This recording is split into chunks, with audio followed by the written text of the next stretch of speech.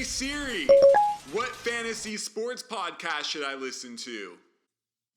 Beast the Odds. Fantasy sports and sports investing with your host, 12-time DFS champion qualifier and counting, 5-time MVP season MLB Fantasy Pros HR champion, back-to-back years. Mastradamus.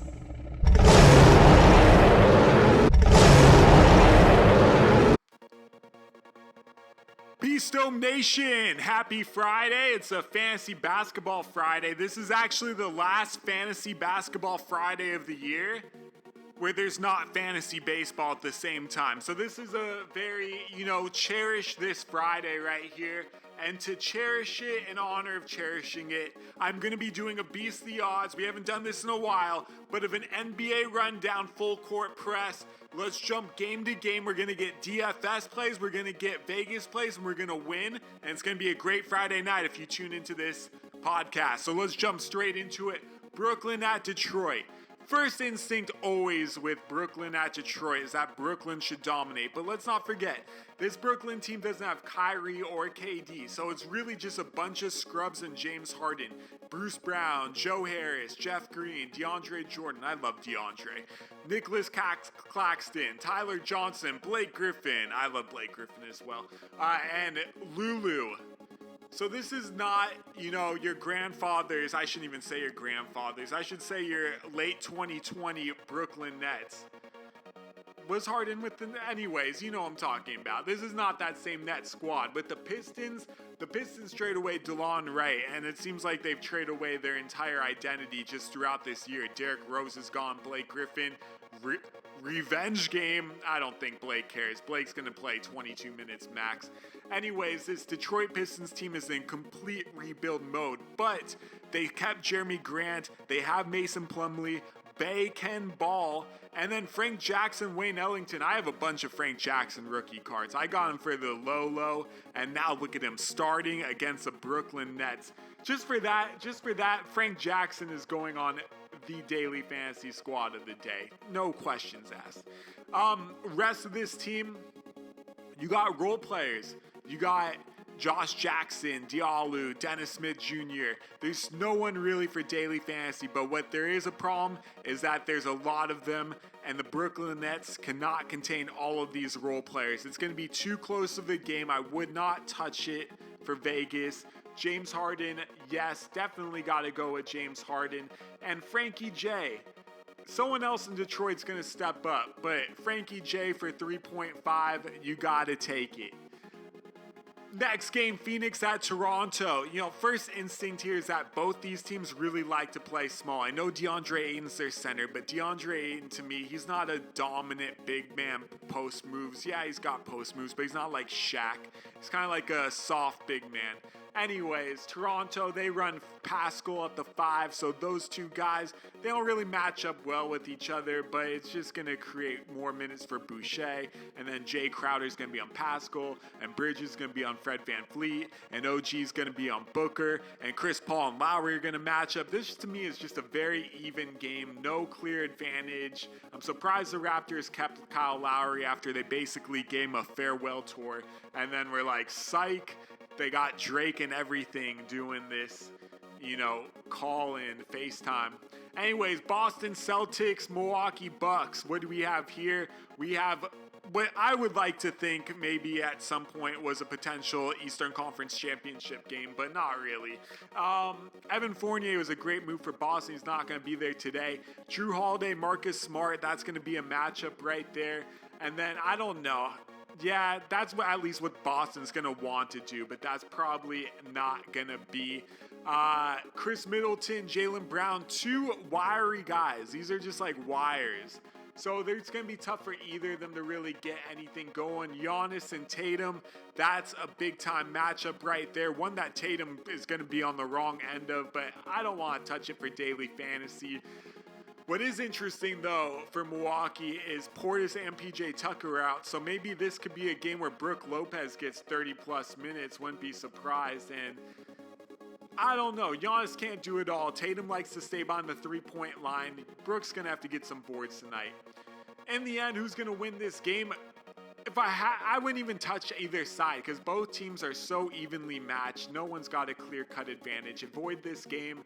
And for daily fantasy purposes, I'm going to say avoid this game too. There's no real good price. Yeah, Giannis could be worth it and you can make it work with Giannis, but I would make it work with him, but I'm not going to say that's must play. We'll see what else there is.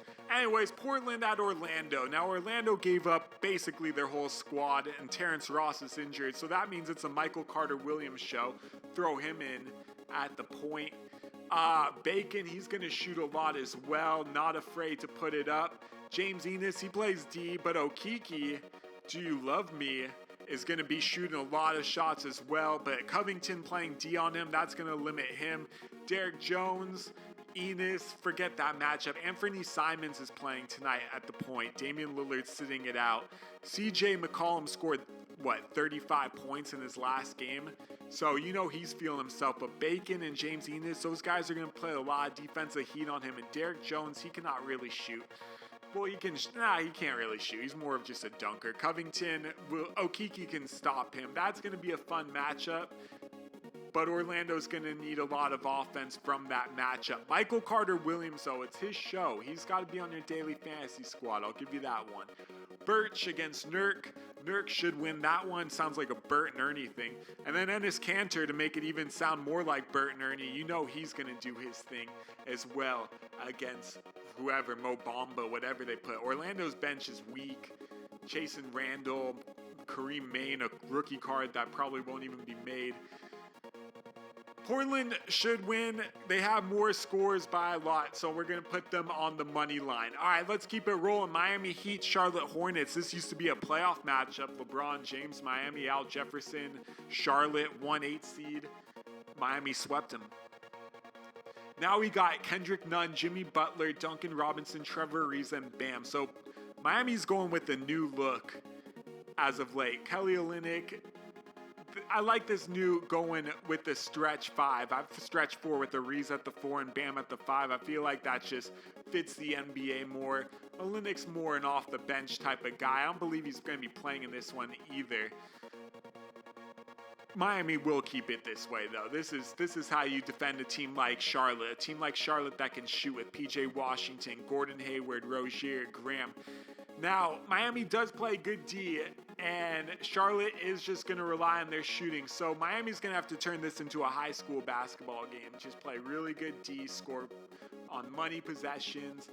Hero off the bench, he's going to have to step it up. He's definitely a candidate to step it up. Just because Jimmy Butler is going to be seeing a lot of defensive pressure as well. It's going to be a team ball for Charlotte. Anyone can get hot. Gordon Hayward's going to see a lot of Butler. That's going to probably limit Hayward. And Ariza's going to see a lot of P.J. Washington, so that's going to limit him.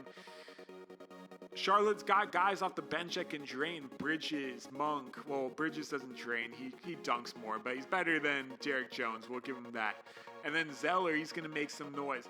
To me, this game is way too close to call. Not a clear-cut advantage. Nothing like, oh, he's definitely going to make it happen.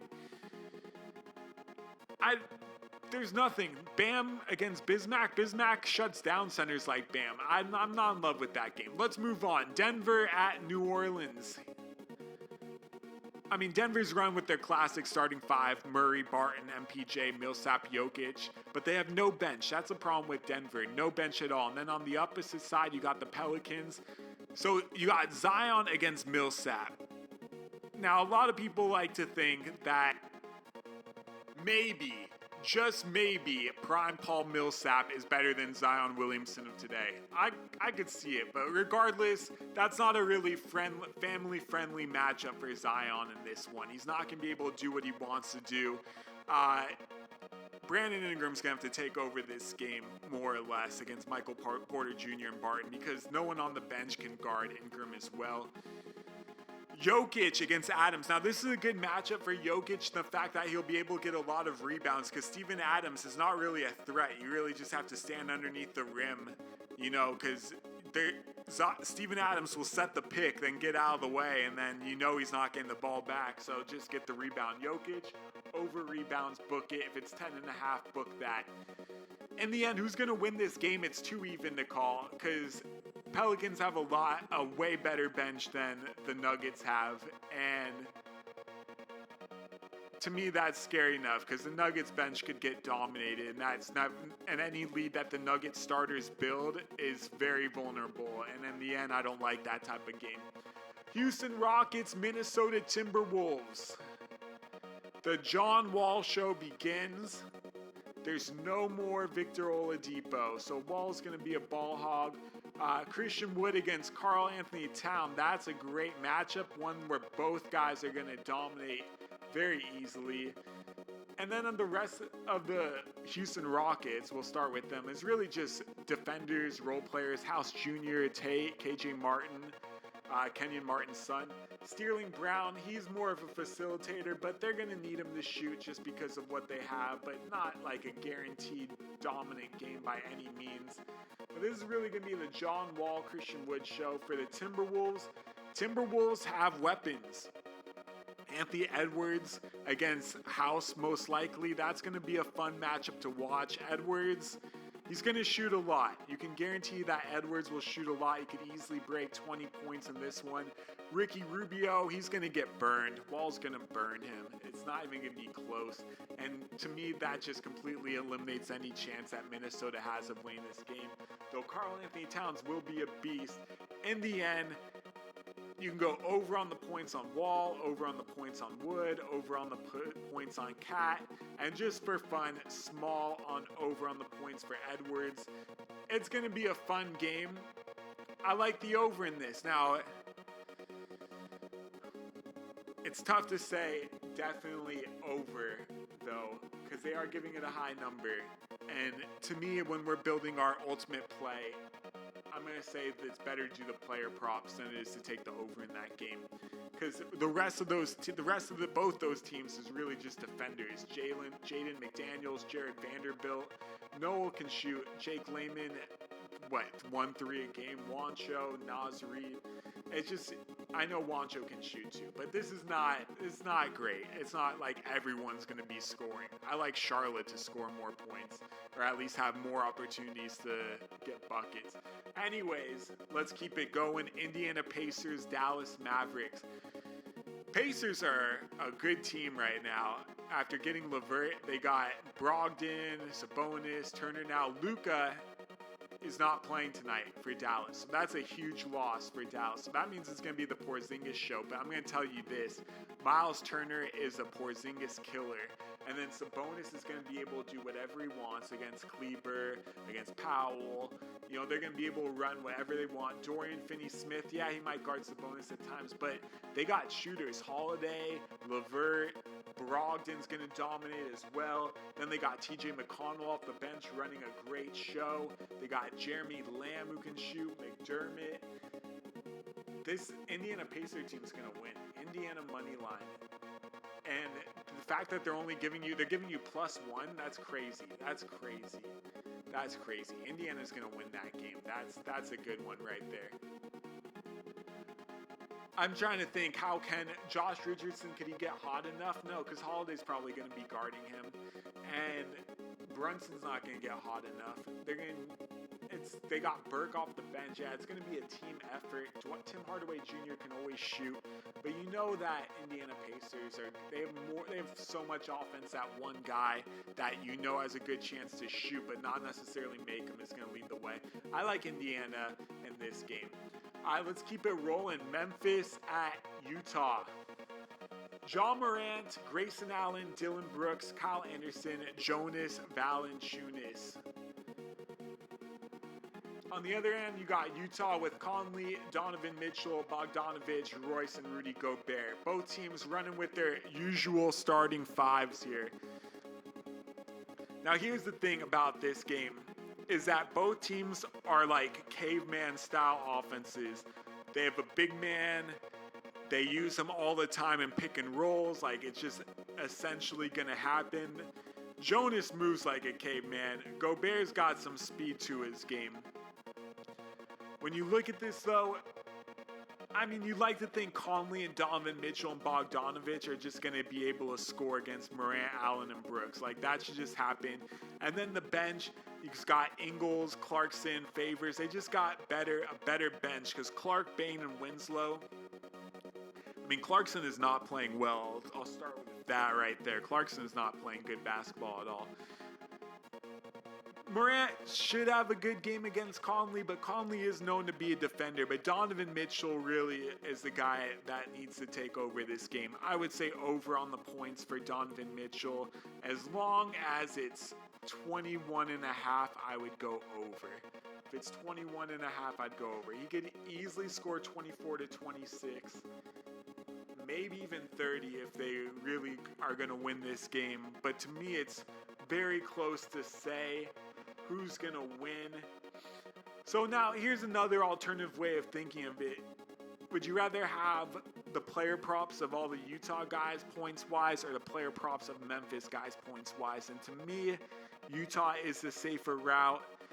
But Memphis is not playing bad basketball. Memphis can win this game. I'm not gonna do that. Utah should win because they're at home, but I'm not gonna do it. We only got 2 games left. 2 games left. The night slate. This is where it's all about. This is when you can have the lead all day, and then it doesn't matter until the night slate. So it's important to nail down the night slate. Trae Young and the Atlanta Hawks go to Golden State in what is a very winnable game, just on paper. Trae Young, Herder. The Hawks have offense. That's never been a problem. The Hawks have shooters. Even now with Gallinari and Bogdanovich off the bench, DeAndre Hunter, I believe he is going to play today. Even so, just going to be very limited minutes. Don't have that update. Either way, the Hawks have a lot of athletic guys that can score. They can shoot. Trae Young should be able to do what he wants against Jordan Poole and Andrew Wiggins. That really shouldn't be a tough matchup. Kelly Oubre, he's going to be a little out of element here. I mean, he might have to be the go-to guy if Tony Snell's on Andrew Wiggins. We'll see. But Draymond Green against John Collins, that's not good for either of them. Neither one's going to have a breakout game. And Capella against Wiseman. Capella's going to get a lot of rebounds. I like the over on Capella rebounds. That's a good prop to take. Moving on. Is there any way Golden State can win this game? Let's ask ourselves that question. To me, the answer is definitely not. They're not like Andrew Wiggins. I don't see him breaking out. Tony Snell is going to have to guard him. Kelly Oubre hasn't made a shot in a year.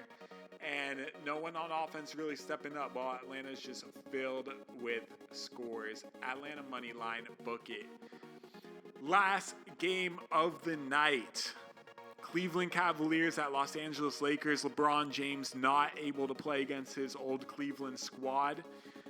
But Larry Nance is against his old Laker team. Garland, Sexton, fun fact. Larry Nance and Jordan Clarkson are only 2 players to play with LeBron and Kobe Bryant. Nance, okay, so it's Garland, Sexton, Okoro. We'll see if Sexton plays. Let's assume he does, because who would not want to play against the Lakers if you have the opportunity? Okoro, Nance, Allen, Osman off the bench, Wade, Windler. This is like a Indiana Hoosiers movie squad right here. For the Lakers, Schroeder, KCP, Kuzma, Markieff Morris, Marc Gasol. You got Trez off the bench, Caruso, THT, Dynamite. What a horrible move by the Lakers not to move Horton Tucker. The guy's he's like a better Josh Hart. And to me, you could have got Kyle Lowry. I like Schroeder more than Lowry. I wish they could have just made it work and gotten both, which I'm sure they could have. If it just would have been THT, a draft pick, and KCP to get Lowry, we would have been set. Or Lakers would have been set. Who do I like to win this game? This Lakers squad's just not that good. Okoro's going to be able to shut down Kuzma. Schroeder, Sexton's going to play physical. That's going to be a matchup right there. Schroeder's going to have to do a lot. because the rest of this Lakers team is just not that good. It's really going to be Trez off the bench. He's going to see a lot of Jared Allen. It would have been a lot tougher had he seen JaVale McGee, but not in love with that Trez matchup. Not in love with this Laker team. It's just not a good Lakers squad. Cleveland can honestly win this game. I wouldn't be surprised if they didn't. This Laker team's not good. Sexton's going to have a good game. Garland should be able to do what he wants. Larry Nance should have a nice game. Jared Allen. I like all the Cavs. I know I'm a Lakers fan, but I'm not liking this Lakers team at all in this matchup. Anyways, that's the only team I'm loyal to, by the way. Grew up in LA, born and raised, so that's just how it is. All right, so it looks like our parlay magic of the night. You could listen to all of the other plays by re-listening to this cast, but the parlays of the night is Portland money line, Indiana money line, and Atlanta money line. You don't have anything to worry about. Take those three, win your night. Beast.